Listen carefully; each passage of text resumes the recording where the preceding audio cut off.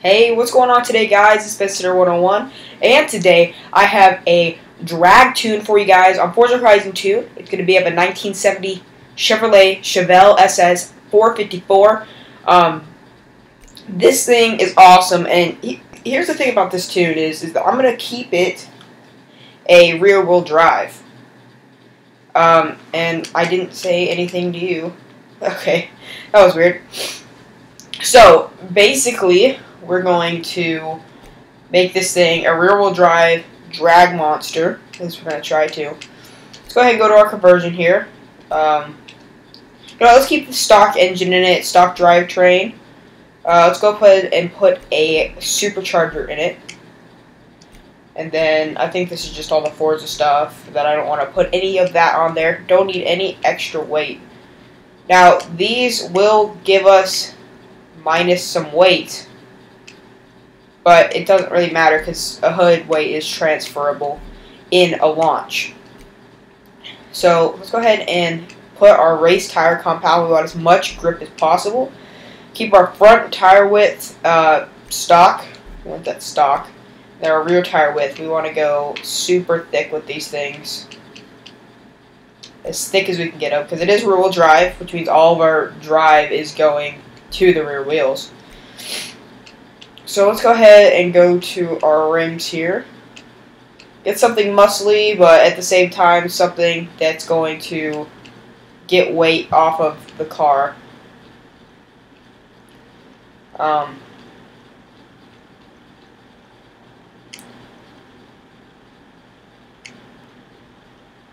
These rims look good. They're kind of muscly. Alright, so then the tire size. The tire size looks good. We don't really need to mess with that. Now we do want to upgrade all of our drivetrain and all of that, transmission, all of these things. Get it down, get the weight down, shed as much weight as possible, and get that differential. Okay, so now the brakes. Now a lot of people say that there's no point in wasting your brakes or wasting money on brakes, but here's the thing: it brings weight off of the car, and also you're going to be able to stop quicker. Also, we want to get our, not necessarily our ride height down, but we want to get our weight down, and we have to be able to adjust those springs later in our tuning. So definitely do that. Now, race anti-roll bars, we're not really going to be adjusting them, but it is going to shed weight off. Now, here we go. Here's the big controversial question is what should we do here with like roll cages and stuff. I do not put these on here, and I'll explain why. That is plus 170 pounds just about. 170 pounds is a lot, and it's sitting right in the middle of your car. It's transferable, especially in a launch, but it's going to give you maybe 1/10 to 1,000th of a second off of your launch. But at the same time, down the line, it's going to make it to where you have an extra 2 to 3/10 of a second added onto your time because you're lugging around 200 extra pounds in your car. So yeah, definitely do not want to put any of these reinforcements on here. I know it does say, you know, that it's making our times faster, but in the end, it really isn't. Especially once we tune the car. Now, weight reduction. Of course, you want to get all the weight out of the car because we need a little weight as possible. Now, here we go. Here's for the actual upgrades. You're going to put race on everything except a few things. Now, the carburetor is one of those things that I'm talking about here. So, it's plus 7 horsepower for the Sport, and it's plus 11 horsepower. So, that is a 4 horsepower difference, but it adds just about 14 pounds.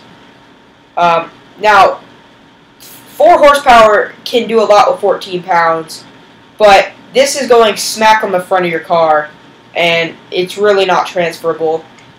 Really, honestly, it's not worth it. I'm going to go with the Sport carburetor. But Ignition, all that's losing weight, that's adding horsepower at the same time. Exhaust is the same thing. It's opening up your exhaust. It's going to make your car sound mean as hell. Especially the sport cams, it's not really doing anything to your weight. It's maybe even lowering it a little bit, but it's adding more horsepower. So displacement, add all of that. Yes.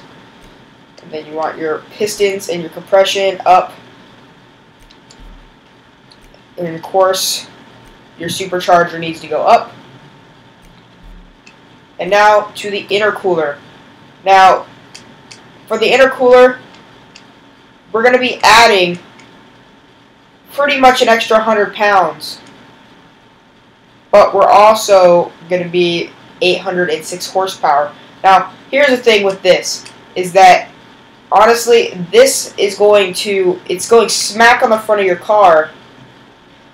But what you need to, you can even see it right here a little bit. 0 to 60 is 4.201 seconds, and I know these are just numbers, but it's 4.141 seconds. It's faster to do it this way. It's just because of the weight is on right there on the front of your car. It's just the added horsepower isn't worth it. Now, oil and cooling, it's pretty much the same story here.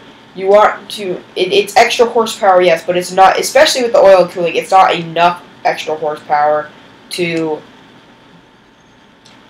counter the weight that it puts onto your car. Now the flywheel, yeah, definitely, that's minus 16 pounds. That's weight that you don't need. So I'm going to go ahead and do a light tune here, and then once we take it to the track, I'm going to tune it more. So what you want to do with your tire pressure, in the rear, you want to make it about 35 psi. This is about the butter zone for these tires. Now, the front tire pressure doesn't really matter. I like to bump my tire pressure up a little bit higher than my rear tire pressure, usually about 38. Why? Because I feel like if the tires have more air in them, they're spread out more, or not spread out as much, so the contact of the tire with the road is less. So you're going to have less traction, you're going to have less friction in the front on those tires, basically making you faster. So we're going to leave the gearing alone for right now. We're going to adjust the gearing in on the runway when we go and test this thing. Now for the camber, a lot of people like to bring their camber way up here, saying that it's less friction, but that's going to make your car really squirrely and really hard to control. So what I like to do is to actually lessen the camber to about negative 0.3. The rear, do not put camber on the rear. You're going to want as much grip in the back. That's where all your power is going down. If you don't have grip in the back, you're going to spin in first gear, you're going to spin in second gear, you spin in third gear, spin in fourth gear. So make sure you leave the camber off of there. Now the toe.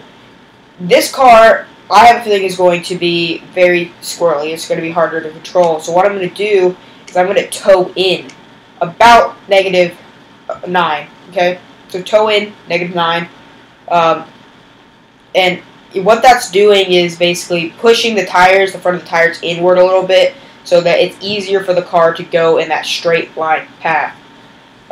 It may say that it's gonna knock your acceleration times down, but it really isn't in the long run, because even though your acceleration time is theoretically faster, you're going to be so squirrely and working on keeping the car straight that it's actually going to make your times longer than if you just lose a little bit of theoretical time on the toe in, but you're actually just going to end up saving you time.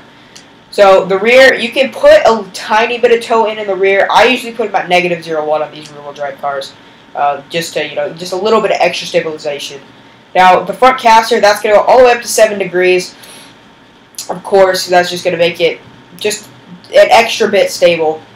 Now the front anti-roll bars. Now these things, I usually do not mess with them. The only thing I usually do is in the rear, I'll stiffen them up just a little bit. Not even a full digit, I guess you could say. I just went from about 22.2 to 23.1. So now with the springs, the rear springs need to be completely flaccid. They need to be completely soft. Now a lot of people, what they'll do is they'll put the front all the way stiff. Now here's the thing about stiff, having them all the way stiff is that the front of the car will not be absorbing anything. It'll just be bouncing around up there in the front, basically making you less stable. So what I like to do is I like to soften them up about 650. Okay. So now the ride height. Now people have mixed opinions about this. They'll raise the front all the way up and then they'll lower the rear all the way down, or they'll raise the rear all the way up and lower the front. Now, personally, I like it this way. I like the front being low and the rear being high, but I do not like the rear being this high. I usually put the rear about right there, about 9.6. The front can go all the way down, and that's because once I transfer weight in the front, it's going to be about even, yeah. But once I start getting up into the higher speeds where I'm not accelerating quite as quickly and the G's aren't quite as high, and my ass isn't going to be sticking up in the air still as I'm going down the runway, and it's not going to be basically increasing my drag because the wind is hitting the hood of my car or the top of my car. So that's where I like to put it. So basically here for the damping. Now for the damping, I usually leave this alone. I will soften up this a little bit. And then for the bump stiffness, you will soften up the rear a little bit. Soften up the front a little bit too, but that's right there. The air of the braking pressure, I usually just like to put my brake pressure about right there. And the differential is going to go all the way up 100% to the acceleration. And just leave. You can leave the deceleration. If you want to, you can put it down to 70, but I usually just leave it alone. So now there's the basic tune. I did not mess with the gears at all yet. So basically what I'm going to be doing now is taking it to the runway. So let's go ahead and we'll just fast travel up there. I'd rather do that instead of driving up there and editing out. It's going to be easier. Going to cost me some money, but it's okay. So once we fast travel up to the destination, that's when we're really going to launch the car, see where the first gear needs to be, see where the final drive needs to be, and all of that good stuff. So it always spawns me facing the wrong way. Okay, so let's go ahead and turn around. And let's go ahead and launch the car from about, I can't see that. Okay, so from about 5,000 revs, and we'll see what this does.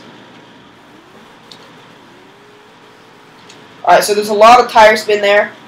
So I have a feeling I can launch it from lower. I'm going to launch it from about 3,000 revs here. Again, a lot of tire spin. So let's launch it from 1,500. Okay, now that's stalled. So let's launch it from about 2,300. Again, too much tire spin, so 2,000. And it just stalls. And that stalled. Alright, well 4,000, if you launch it just right, 4,000 will be perfect. So as you can see, you can already tell that the weight has transferred to the back, and we're, basically the car is level right now. But you'll see as I'm starting to accelerate slower, the tail end of my car is starting to stick back up into the air, which is what you want. So let's go ahead and turn this around a little bit, and we'll go into the tuning here and mess with these gearing a little bit. So what I'm going to do is I'm going to actually make my final drive a little bit lower or higher. It's kind of confusing if you don't really know all the stuff about it. But basically, a lower final drive equals a longer gear. So I'm going to go ahead and make the first gear longer. I'm going to go ahead and make that just right up to about 60 miles an hour. 2.50, and then my second gear, make that a little longer.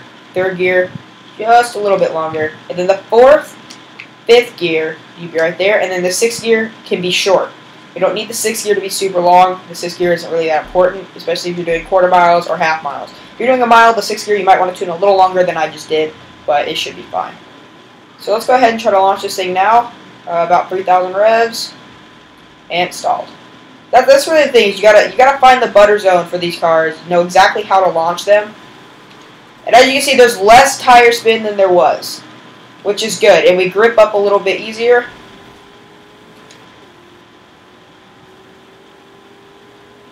And we're gonna see, because from where we were sitting to about the end here, we should be going pretty much 180. And about 180, yeah. And I'm going to hit the wall. Great. So, that was good. Now, rear-wheel drive cars, they're not going to be nearly as fast as your all-wheel drive cars. So, let's go ahead and try to launch it in here. Oh, that was in second gear. I didn't even notice that. Not a ton of wheel spin that time. I launched it pretty good that time. Didn't get a ton of wheel spin. You got that active cooling system right there. That's pretty cool. I'm just kind of looking at that right now. But yeah, I think this car is pretty good.